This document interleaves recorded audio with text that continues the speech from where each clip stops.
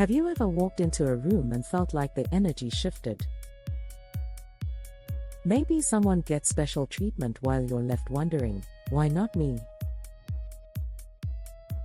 Favoritism is everywhere, at work, in families, even among friends, and today, we're diving into the hidden psychology behind it. By the end of this video, you'll not only understand why it happens but also how to navigate it with confidence and grace. Let's start with the basics. Favoritism is rarely about fairness, it's about perception. People naturally gravitate toward those who make them feel validated, admired, or needed. This doesn't mean you're less worthy, it just means their preferences are shaped by how someone else makes them feel. But here's where it gets interesting. Favoritism often stems from insecurity. The person showing favoritism might feel more comfortable with someone who agrees with them, strokes their ego, or poses less of a challenge. So if you're outspoken, ambitious, or different from the group, you might unintentionally intimidate them. Now, let's talk about the impact. Being on the outside of favoritism can make you question your worth.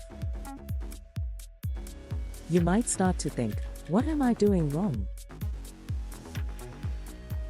The truth is, it's not about you, it's about them.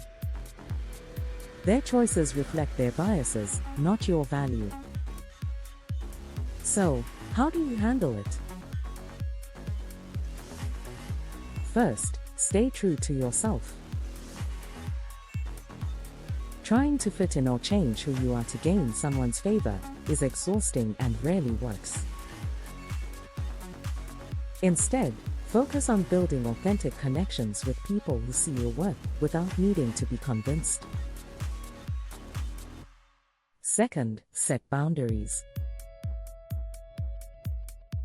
If favoritism is making you feel overlooked or undervalued, it's okay to speak up. You can say something like, I've noticed this dynamic, and I want to make sure I'm contributing in the best way I can. Is there something I could improve? This opens the door for honest conversation without confrontation. Finally, remember this, favoritism is often a sign of limited vision. People who can't appreciate everyone's unique contributions are missing out. Don't let their narrow perspective dim your light. Have you ever felt like you were on the outside looking in? How did you handle it? Let's talk about it in the comments. And don't forget to like this video, hit subscribe, and turn on notifications so you don't miss our next deep dive into the human experience.